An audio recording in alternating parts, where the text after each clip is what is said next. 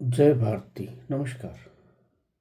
आज हम लोग भागवत गीता के तीसरे अध्याय के 26वें श्लोक पर मनन करेंगे। तो सर्वप्रथम श्लोक पढ़ते हैं। श्लोक इस प्रकार से है। न बुद्धिभेदं जनयेत् न बुद्धिभेदं जनयेत् अज्ञानां कर्मसंगिनाम् अज्ञानां कर्मसंगिनां जोषयेत् सर्वकर्माणि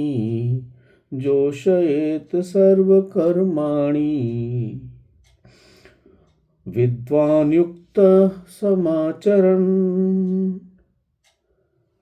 क्या भगवान कह रहे हैं कि परमात्मा के स्वरूप में अटल स्थित हुए ज्ञानी पुरुष को चाहिए कि वह शास्त्र विहित कर्मों में आसक्ति वाले अज्ञानियों के बुद्धि में भ्रम पैदा ना करे।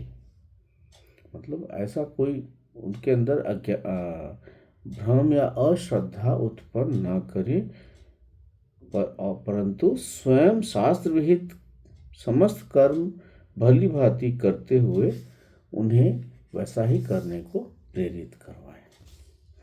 इसको कविता के रूप में देखते हैं। ना उत्पन्न करो बुद्धि भेद भ्रम विचलन। ना उत्पन्न करो बुद्धि भेद भ्रम विचलन। आसक्ति युक्त सकामी से आचार में रखो संचालन। अश्रद्धा संशय ना हो फलित तत्वज्ञानी के उपदेश से। अश्रद्धा संशय ना हो फलित तत्वज्ञानी के उपदेश से।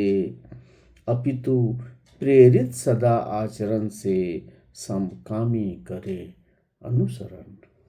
कहने का तात्पर्य है कि ज्ञानी को अपने आचरण से ऐसा करना चाहिए कि जो सकामी अज्ञानी है वह भी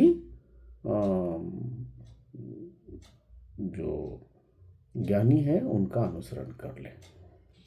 और यह बात ध्यान में रहे कि ज्ञानी को अज्ञानी के मन में भ्रम उत्पन्न नहीं करे, कोई दुविधा भ्रम उत्पन्न ना करे, परंतु अपने स्वयं के जो आचरण से उसे प्रेरित करे कि वह भी ज्ञानी जैसा ही कार्य करे, परंतु उसके मन में कोई भी दुविधा और भ्रम उत्पन्न ना करे। तो यहाँ पे यही है कि जो अज्ञानी अगर भ्रम में है और ज्ञानी अगर यदि कोई सकाम कर्म कर रहा है तो उसके मन में भ्रम पैदा ना हो, अपितु यह जो ज्ञानी है वह स्वयं ही ऐसा आचरण करे कि अज्ञानी उसके प्रति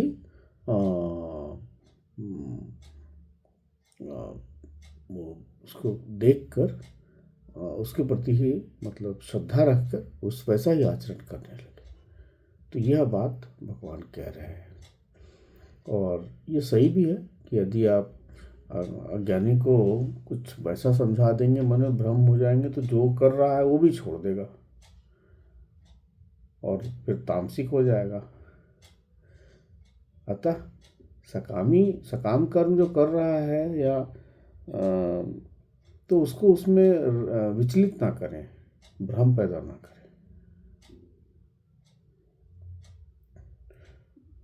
सुनाए भी हुआ ज्ञानी के आचरण को देखकर स्वयं ही परिवर्तित हो जाएगा।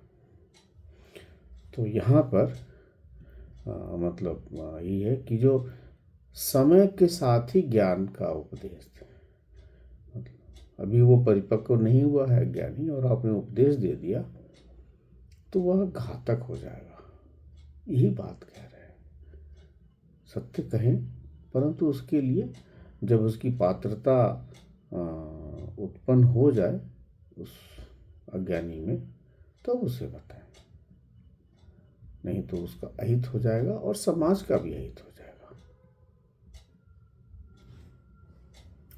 क्योंकि यदि कोई आदमी सकाम कर्म कर रहा है या कोई आसक्ति भाव से कर रहा है या अहंकार से ही कर रहा है और आपने उसे कुछ समझा दिया, तो फिर तो वो भी छोड़ देगा, कर्म तो कर रहा है।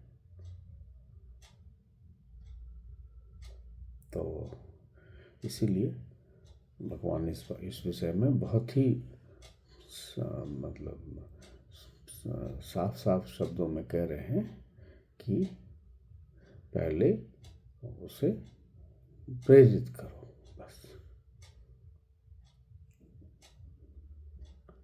अपने आचरण से उसे प्रेरित करो। कि सभी लोग का तो जो स्तर है वो एक जैसा तो नहीं होता, इसीलिए ज्ञानी को अज्ञानी के मन में भ्रम पैदा नहीं करना चाहिए। हाँ, उसे अपने आचरण से प्रेरणा देकर वह स्वयं ही मार्ग पे आ जाए, वो अच्छा होगा। तो इसलिए वो यहाँ पे बहुत ही मतलब कैसा कह रहे हैं कि मतलब बुद्धि भेद भ्रम जो है उसमें उत्पन्न नहीं हो अज्ञानी में। यदि वो आसक्ति पूर्वक ही काम कर रहा है, अहंकारवश ही सकाम कर्म कर रहा है, तो उसे आप करने दें और अपने आचरण को शुद्ध रखें, ताकि वह उससे उसका उदाहरण प्राप्त करके वह भी जो जिसको निष्काम बोलेंगे कि निष्काम कर्म की तरफ वो आगे बढ़े। भगवान यही कह रहे हैं। तो आशा है